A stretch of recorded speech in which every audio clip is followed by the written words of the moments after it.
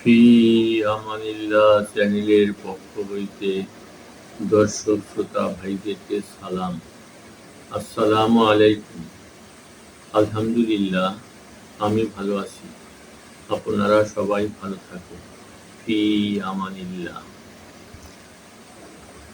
আল্লাহ এবং আল্লাহর রাসূলের কোরআন এবং হাদিসের আলোকে ঈমানদার ভাইদের কাছে আমার আকুল আবেদন, আমরা সবাই আল্লাহর হুকুম মানব, নবীর তরিকায় চলব, দুনিয়ায়ও শান্তি, আখিরাতেও শান্তি।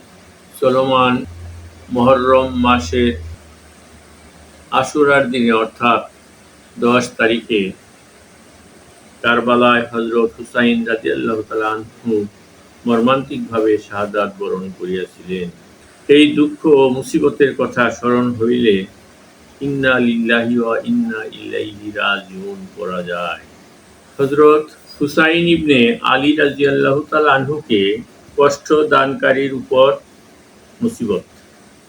আব্দুল জব্বার ইবনে ওয়াইল রহমতুল্লাহ আলাইহি অথবা আলকামা ইবনে ওয়াইল রহমতুল্লাহ আলাইহি বলেন, সেখানে অর্থাৎ কারবালায় যাহা কিছু ঘটিয়াছিল সেই সময় আমি সেখানে উপস্থিত ছিলাম। এক ব্যক্তি দাঁড়াইয়া জিজ্ঞাসা করিল, তোমাদের মধ্যে কি হুসাইন রাদিয়াল্লাহু তাআলা আনহু আছেন? লোকেরা বলিল, হ্যাঁ আছেন। সে হযরত হুসাইন রাদিয়াল্লাহু তাআলা আনহুকে উদ্দেশ্য করিয়া বলিল, তোমার জন্য জাহান্নামের সুসংবাদ হোক। নাউযুবিল্লাহ। হযরত হুসাইন রাদিয়াল্লাহু তাআলা আনহু বলিলেন, আমার জন্য দুইটি সুসংবাদ পূর্ব হইতেই রহিয়াছে। এক হইল, অতি দয়ালু রব সেখানে থাকিবেন। দ্বিতীয় হইল, সুপারিশকারী নবী সেখানে থাকিবেন, যাহার সুপারিশ কবুল করা হইবে। লোকেরা উক্ত ব্যক্তিকে জিজ্ঞাসা করিল, তুই কে? সে বলিল, ইবনে জুওয়াইরা অথবা বলিল ইবনে জুওয়াইজা। হযরত হুসাইন রাদিয়াল্লাহু তাআলা আনহু এই দোয়া করিলেন, আয় আল্লাহ, এই ব্যক্তিকে টুকরা টুকরা করিয়া জাহান্নামে নিক্ষেপ করুন। সঙ্গে সঙ্গে তাহার সওয়ারি ভীত হইয়া ছুটিতে আরম্ভ করিল, আর সে এমন ভাবে নিচে পড়িয়া গেল যে তাহার পাদানির সহিত আটকাইয়া রহিল। সওয়ারি দ্রুতগতিতে ছুটিতেছিল, আর তাহার শরীর ও মাথা মাটিতে হেঁচড়াইতেছিল, যদ্দরুন তাহার সমস্ত শরীর টুকরা টুকরা হইয়া ছিঁড়িয়া পড়িতেছিল। আল্লাহর কসম, শেষ পর্যন্ত পাদানির সহিত শুধু তাহার পা ঝুলিয়া রহিল। কালবি রহমতুল্লাহ আলাইহি বলেন, হযরত হুসাইন রাদিয়াল্লাহু তাআলা আনহু পানি পান করিতেছিলেন। এমন সময় এক ব্যক্তি তাহাকে তীর মারিল, যদ্দরুন তাহার উভয় চোয়াল অবশ হইয়া গেল। হযরত হুসাইন রাদিয়াল্লাহু তাআলা আনহু বলিলেন, আল্লাহ কখনো তোর তৃষ্ণা না মিটান। অতঃপর সে পানি পান করিল, কিন্তু তাহার তৃষ্ণা মিটিল না। অবশেষে সে এত পানি পান করিল যে পেট ফাটিয়া গেল। ওবায়দুল্লাহ ইবনে জিয়াদের দারওয়ান বর্ণনা করিয়াছে যে, যখন ওবায়দুল্লাহ ইবনে জিয়াদ হযরত হুসাইন রাদিয়াল্লাহু তাআলা আনহুকে শহীদ করিল, তখন আমিও তাহার পিছন পিছন মহলে প্রবেশ করিলাম।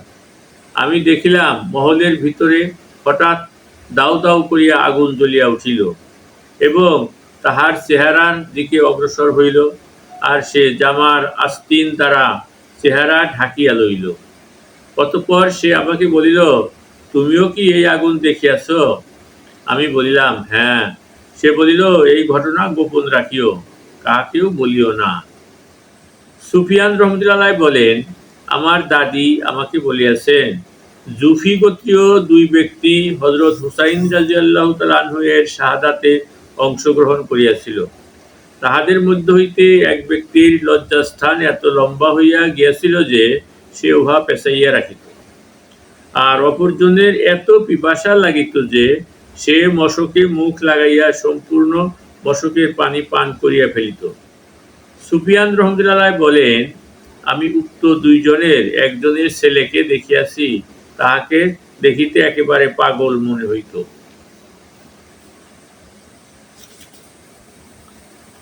আমাস রহমতুল্লাহ বলেন, এক ব্যক্তি হযরত হুসাইন রাদিয়াল্লাহু তাআলা আনহু-এর কবরের উপর পায়খানা করিল, আর এই কারণে তাহার পরিবারের মধ্যে পাগলামি, কুষ্ঠরোগ ও শ্বেতরোগ সৃষ্টি হইল এবং পরিবারের সকলে গরীব হইয়া গেল।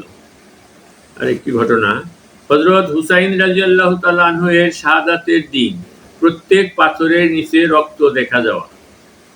জুহরি রহমতুল্লাহ বলেন, আব্দুল মালিক রহমতুল্লাহ আমাকে বলিলেন, আপনি আমাকে বলুন, হযরত হুসাইন রাদিয়াল্লাহু তাআলা আনহু-এর শাহাদাতের দিন কি আলামত দেখা গিয়াছে?